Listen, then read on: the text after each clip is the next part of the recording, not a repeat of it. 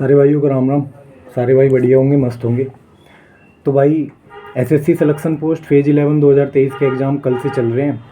कल मेरा एग्ज़ाम भी था। तो आपको पता होगा 27, 28, 29, 30 जून को ये एग्ज़ाम होने थे। तो कल 27 वाले चारों शिफ्ट के एग्ज़ाम हुए, जिसमें थर्ड और फोर्थ शिफ्ट में मैंने भी एग्ज़ाम दिया है।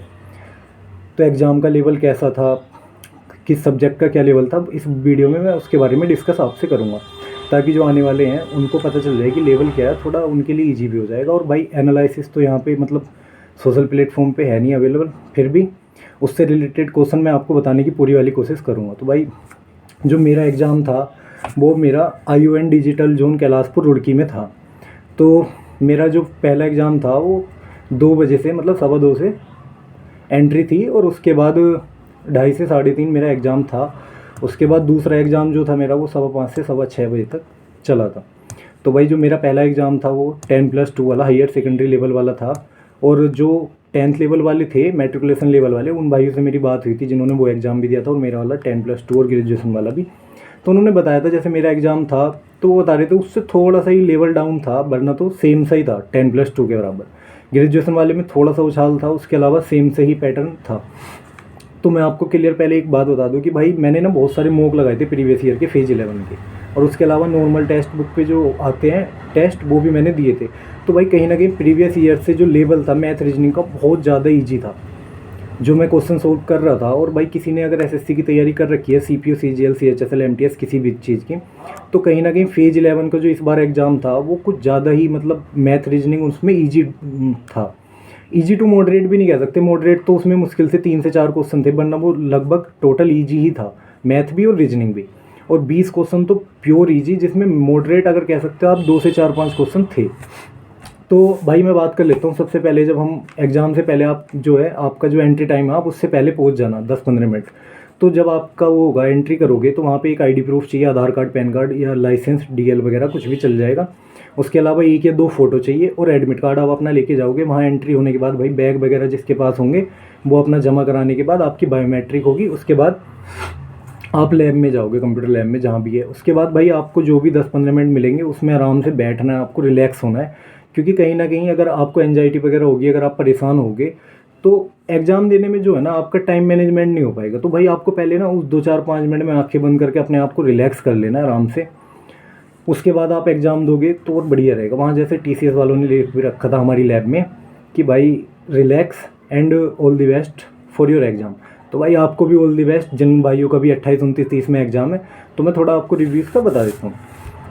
तो भाई जो मेरा एग्ज़ाम हुआ था 10+2 वाला, उसमें मैथ रीजनिंग 20 क्वेश्चन में बता ही रहा था कि दोनों में मतलब ईजी थे। लेकिन क्या हुआ, पहले वाले एग्ज़ाम का मैं अपना रिव्यू बता रहा हूँ कि मैंने शुरू में 4-5 क्वेश्चन जो थोड़े से कैलकुलेटिव थे उसमें, तो कैलकुलेटिव क्वेश्चंस को मैंने लास्ट के लिए छोड़ दिया था, मार्क एंड रिव्यू में डाल दिया था कि बाद में कर लूँगा, थोड़ा सवाल पूरे कर लेता हूँ। अब भाई जब ईजी हुआ तो मैं थोड़ा सा उनमें ऐसे रहा कि मतलब कर लेंगे। तो मैंने कुछ ज़्यादा ईजी लेने के चक्कर में मेरे 4 क्वेश्चन वो थे जब मेरे पास मुश्किल से 1 मिनट बची थी, मुझे उसमें वो करने पड़े, जिसमें से 1 या 2 क्वेश्चन मेरे रह भी गए। और भाई मैं आपको बता दूं, मैथ और रीजनिंग में जो आपका मैथ है उसमें SI के क्वेश्चन बहुत ईजी आ रहे हैं, और CI इसमें आ नहीं रहा। चक्रवृद्धि ब्याज से कोई क्वेश्चन नहीं, साधारण ब्याज के मैं एक आइडिया बता देता हूँ कैसे क्वेश्चन आ रहे हैं। जैसे आपका 4 लाख रुपए के लिए 5 साल पे उन्होंने पूछा है 12% पे ब्याज कितना होगा, तो वो आप सिंपली निकाल लोगे कैलकुलेशन। उसके बाद भाई जो ट्रिग्नोमेट्री एडवांस मैथ के बहुत ईजी क्वेश्चन आ रहे हैं, मेंसुरेशन से आ रहे हैं, तो फॉर्मूला बेस आ रहे हैं। और उसके अलावा जो आपका ट्रिग्नोमेट्री से तो वो ईजी क्वेश्चन थे। एग्जाम्पल के लिए जैसे था उसमें डिजिट में चेंज कर रहा हूँ उसमें। अब एग्जाम्पल के लिए मान लीजिए 14/sec² theta plus 14 sin² theta, तो इसका जो आंसर आना था वो 14 आना था, क्योंकि sec² थीटा को स्क्वायर थीटा में बदल जाएगा। तो भाई मतलब बहुत ईजी था, जिसे कहते हैं ना, अगर किसी ने MTS लेवल की भी तैयारी की है और उसमें मतलब किसी ने मैथ सिर्फ ऊपर ऊपर से पढ़ रखा है ना, जिसे बोलते हैं कि मतलब डीप में नहीं पढ़ा लेकिन थोड़ा नॉलेज है, वो पूरा पेपर आराम से मैथ रीजनिंग में आप अपना 50/50 स्कोर कर सकते हो।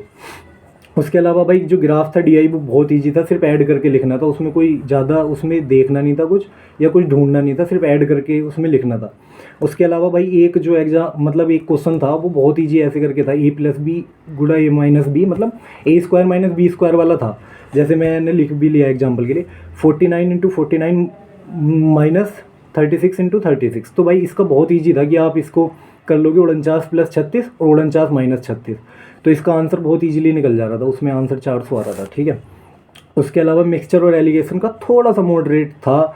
जिन भाइयों का भाई देखो डिपेंड ये भी करता है आपकी तैयारी कैसी है। तैयारी आपकी बहुत अच्छी है तो वो क्वेश्चन जो मॉडरेट है वो भी आपको ईजी लगेंगे, वरना तो 20 क्वेश्चन तो सभी के लिए ईजी थे, जिनकी तैयारी बहुत कम भी थी उनके लिए ईजी थे, और बाकी मॉडरेट थोड़ा बहुत कह सकते हैं। और भाई पता नहीं आजकल एसएससी को क्या चल रहा है कि मतलब मैथ और रीजनिंग का लेवल बिल्कुल डाउन करने पे लगे हुए हैं, और इंग्लिश और जीके को पता नहीं कहाँ लेके जाना है उन्हें। मतलब हर एग्ज़ाम में वो एसएससी में जीके और इंग्लिश को तो ऊपर ही ले जाना चाह रहे हैं। उसके बाद भाई टाइम स्पेंड एंड डिस्टेंस का जो था ट्रेन का क्वेश्चन भी थोड़ा सा मॉडरेट था, अच्छे लेवल का था। और उसके अलावा घन से रिलेटेड क्वेश्चन आया था। और रीजनिंग में 20 क्वेश्चन तो मैं बता ही रहा था बहुत ईजी थे। जैसे कि मैं एग्जांपल के लिए बताऊं कि a+2 तो c मतलब +2 -2 करके वो 2-3 आपको दे देंगे डिजिट, आपको निकालना था। उसके अलावा एक क्वेश्चन थोड़ा सा जो मतलब मॉडरेट कह सकते हैं वो इस टाइप का था कि जो मान लो 6 अक्षर दिए हुए हैं तो उसमें पहले और लास्ट का जो था एक प्लस करके और माइनस करके लिखना था, और बीच वाले जो अक्षर थे लेटर थे उनका जो है अपोजिट जोड़ के उसमें लिखना था, जैसे N70 हो, Z41 हो, तो वो आप आराम से कर लोगे। उसके अलावा भाई ब्लड रिलेशन से सवाल था, बहुत ईजी सवाल थे। रीजनिंग के ओवरऑल बहुत ईजी और मैथ के भी ईजी सवाल थे। उसके बाद भाई एज से रिलेटेड क्वेश्चन आया था। और आपका बात कर लेते हैं जीके के। तो भाई जीके के कम से कम 4 से 5 करंट अफेयर्स से क्वेश्चन आ रहे हैं, और आपका म्यूजिक एंड आर्ट से, संगीत से रिलेटेड भी क्वेश्चन आ रहे हैं। और जियोग्राफी में जैसे सदाबहार वन इनसे भी रिलेटेड था, और आपका हिस्ट्री से भी क्वेश्चन थे 3 से 4। पॉलिटी से आपके 3 क्वेश्चन जो थे 10+2 वाले में थे, हायर सेकेंडरी वाले में, और लगभग 4 क्वेश्चन थे हमारे ग्रेजुएशन वाले में, जैसे निर्वाचन आयोग वगैरह के बारे में मालूम कर रखा था। और इंग्लिश की बात कर लेते हैं तो भाई मॉडरेट लेवल आप बोल सकते हैं, ईजी भी नहीं बोल सकते। और जो पैसेज था वो अपने आप में मतलब अच्छे लेवल का था। जिनकी बहुत अच्छी तैयारी है सीजीएल लेवल की तो उनके लिए तो ईजी हो सकता है या मॉडरेट, पर भाई जिनकी थोड़ी सी भी कम तैयारी है उनके लिए तो मॉडरेट टू हार्ड इंग्लिश थी। और इंग्लिश में ऐसे ही हुआ था मेरे साथ भी कि दोनों बार मैंने लास्ट के लिए पैसेज छोड़ा था और उसमें बहुत कम टाइम में मुझे वो सोल्व करना पड़ा था, तो मतलब अच्छे से हो नहीं पा रहा था। पर कुल मिला के इंग्लिश नॉर्मली थी, मॉडरेट थी, पर थोड़ा सा जो पैसेज था वो मॉडरेट से हार्ड की तरफ था। तो अब बात कर लेते हैं ओवरऑल एग्जाम की। तो भाई देखो मैथ रीजनिंग तो आपके होगी ईजी, मॉडरेट की तरफ थोड़ा सा 4-5 क्वेश्चन थे, तो मॉडरेट नहीं कह सकती, ईजी था। और जो आपका जीके और इंग्लिश थे वो मॉडरेट से थोड़ा सा हार्ड की तरफ बोल सकते हैं, क्योंकि स्टैटिक जीके और इसका जीके आपको एसएससी का पता ही होगा, तूफान मेल है, तो इसका तो अलग ही है। और ओवरऑल पेपर देखा जाए तो मॉडरेट ही बोल सकते हैं भाई। तो जिन भाइयों का भी एग्ज़ाम है आप आराम से जाओ, क्योंकि वहाँ पर जो प्रेजेंट हो रहे हैं बच्चे मुश्किल से 35 से 40% हो रहे हैं, 50% बच्चे भी वहाँ पर नहीं पहुँच रहे हैं। तो बहुत सारे बच्चे थे जिनसे मेरी बात भी हुई थी, तो वो भाई बता रहे थे कि कुछ तो फ्रेशर ही थे जो सिर्फ एक्सपीरियंस के लिए वहाँ पर आए हुए थे, और कुछ थे जो बता रहे थे कि उनका सीजीएल का प्रोसेस चल रहा है या स्टेनो का चल रहा है, तो वो इसमें आगे प्रोसेस को कंटिन्यू नहीं करेंगे। तो भाई कंपटीशन कहीं ना कहीं इस एग्ज़ाम में कम हो जाता है। तो सारे भाई लगे रहो, अपना एग्ज़ाम अच्छे से करो, ऑल दी बेस्ट। एंड भाई जिनको भी वीडियो अच्छी लगे वो लाइक कर लेना और चैनल को सब्सक्राइब कर लेना, ठीक है भाई, थैंक यू।